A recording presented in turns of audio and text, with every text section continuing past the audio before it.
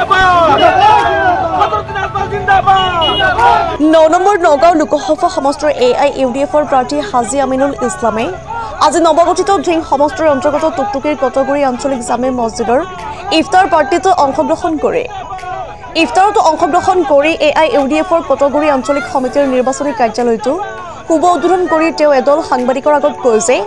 কৰিমগঞ্জ, ধুবুৰী আৰু নগাঁও এই তিনিখন আসনতে এইবাৰ AIUDFৰ প্ৰাৰ্থী জয়ী হ'ব। তেওঁ লগতে কংগ্ৰেছ আৰু বিজেপিৰ ক্ষুদ্ৰৰ সমালোচনা কৰি আৰু কয় 9 নম্বৰ নগাঁও লোকসভা সমষ্টিত কংগ্ৰেছ বিজেপি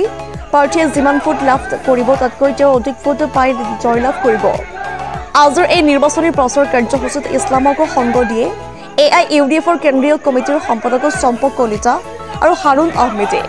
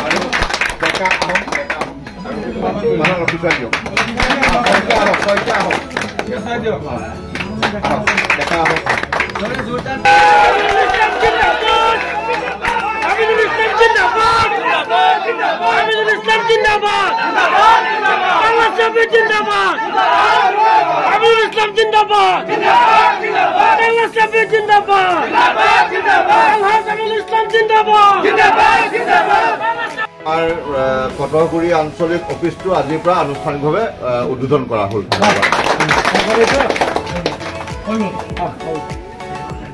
প্ৰেসিডেন্ট সেৱা দলৰ প্ৰাক্তন ভাইচ প্ৰেসিডেন্টৰ নেতৃত্বত তিনিগৰাকী নাম আছে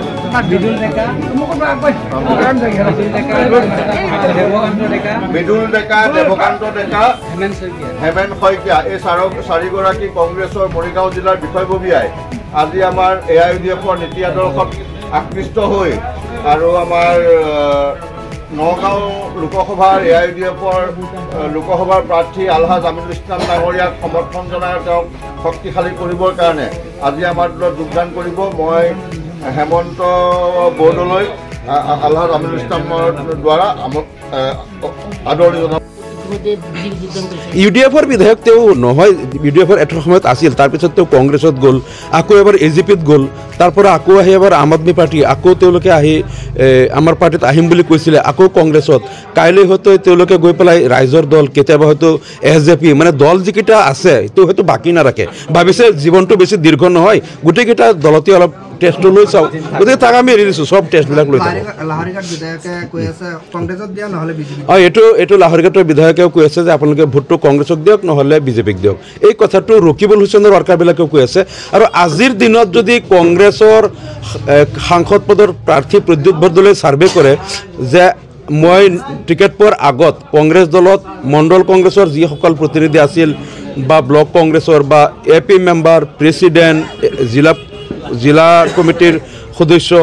বা ZPC মেম্বাৰ যিমান আছিল আজি কিমান আছে, প্ৰদ্যুৎ বৰদলৈ আজি ছাৰ্ভে কৰি যদি কৰে একমাহ আগত যিমানকেইজন কংগ্ৰেছত আছিল আজি তাৰ আধাতকৈ বেছি বিজেপিত গুচি গ'ল। তাৰমানে এইটো এটা তেওঁলোকৰ ব্লু প্ৰিণ্ট, যেতিয়া তেওঁলোকে দেখিছে যে UDFে যোৱা 6 মাহত কাম কৰি কৰি সমষ্টিৰ চুকে কোণে এনেকুৱা এটা ঢৌ সৃষ্টি কৰিছে যে এই নিৰ্বাচনী অধিসূচনা জাৰি হোৱা দিনলৈকে আমি কমপক্ষে 7 লাখ ভোট আমি কেপিটেল এটা আমি জমা কৰি দিছিলোঁ, মানে অধিসূচনা জাৰি হোৱাৰ আগতেই UDFৰ নামত কমেও 7 লাখ ভোট আমি আমাৰ কেপিটেল বনাই দিছিলোঁ। এতিয়া একেলগে মিলি লৈছে, এতিয়া তেওঁলোকে একেলগে নমিনেশ্যন দিছে, কাৰণ মই যোৱাকালি দিছোঁ কাৰণে কালি কৈছে কংগ্ৰেছেও নিদিয়ে বিজেপিও নিদিয়ে, মই যিদিনা দিম সেইদিনা তেওঁলোকে নিদিব, তেওঁলোকে দুটা দলে একেদিনা দিব, একেলগে দিব। আমি দেখিছোঁ প্ৰায় সমসাময়িকভাৱে তেওঁলোকে একেলগে দিছে, কাৰণ তেওঁলোক মিলি লৈছে। UDF দলটো মিয়া দল, সেইটো কাৰণে আমি মিয়া দল যে নহয় আমি প্ৰমাণ কৰিবৰ কাৰণে আজি আমি হিন্দু মুছলিম ভাই হিচাপে এই দলটোক উদ্ধাৰ কৰিব আগুৱাই নিয়াত আমি যাতে UDF দলটোক অকণমান সহায় কৰিব পাৰোঁ, সেই হিচাপে আমি কোনোবা নিচিনা আমি লুকুৱাই চুকুৱাই দল কৰিবৰ কাৰণে নহয়, আমি অপেন ওলাই আহিছোঁ যাতে আমি UDF যাতে অন্তত আগত আমাৰ হিন্দু মানুহে যাতে আগবাঢ়ি আহিব ইচ্ছা কৰা নাছিলে আমি এবাৰ স্বতঃপূৰ্তভাৱে ওলাই আহিছোঁ আমাৰ লগত আৰু বহুত আহিব ওপৰলাই কৰিলে বৰ্তমান 4জনে কৰিছে এতিয়া 4জনৰ পিছত আমাৰ আৰু আহিব তেনেকৈ লোকেল প্ৰগ্ৰাম কিছুমান থাকিলে আমাৰ জাগিত সমষ্টি কিবা পদবীত মানে আছিলোঁ আমি বৰ্তমান প্ৰাক্তন মই আপোনাৰ আগত আছিলোঁ মৰিগাঁও ডিষ্ট্ৰিক্টৰ চেয়াৰডৰ ডিষ্ট্ৰিক্ট ভাইচ প্ৰেচিডেণ্ট আছিলোঁ যুৱ কংগ্ৰেছৰ জাগিত সমষ্টিৰ জেনেৰেল ছেক্ৰেটাৰী আছিলোঁ তাৰপিছত জাগি ভকতগাঁও মণ্ডল কংগ্ৰেছৰ সভাপতি আছিলোঁ প্ৰাক্তন আপোনাৰ পদ্যুৎ বৰ্ডৰ লগত লাগি অকণমান মই মানে ব্যক্তিগত হিচাপে এইটো তেখেতক মই বেয়া নাপাওঁ কিন্তু এইটো দলক মই বেয়া পাই হেৰি কৰা নাছিলোঁ ব্যক্তিগত হিচাপে তেখেতক মই বেয়া পাই মানে বিধানসভাত অকণমান মানে কি লাগি ওলাই গুচি আহিছিলোঁ কাম নকৰাকৈ বহি আছিলোঁ সেই হিচাপে আমি UDF দলটোৱে যাতে অসমত ভাল কাম কৰে আৰু মেইন কথা হ'ল UDF দলৰ যিজন মুৰব্বী সভাপতি বদৰুদ্দিন আজমল চাহাবে ৰাজনীতিক ক্ষেত্ৰত বুলি নহয় সামাজিক ক্ষেত্ৰত যিখিনি দুখীয়া মানুহক সহায় কৰিছে সেইটোত তেখেতৰ প্ৰতি মই বেছি আকৃষ্ট হৈছে যাতে আমাৰ নিচিনা দুখীয়া মানুহক যাতে তেখেতে ভোট ভৱিষ্যতে যাতে আগুৱাই নি দুখীয়া মানুহক সহায় কৰে ৰাজনীতিৰ কথাটো সেইটো পিছৰ কথা যাতে ব্যক্তিগত হিচাপে যাতে সহায় কৰে আৰু সেই হিচাপে আমাৰ তাতো বহুত দুখীয়া মানুহ আছে যাতে তেখেতে ব্যক্তিগত হিচাপে সহায় কৰক আমি আৰু যাতে তেখেতৰ হাত মজবুত হওক সেই হিচাপে আমি আজি UDF দলত জইন কৰিছোঁ এইটো বেলেগৰ কথা মতে নহয়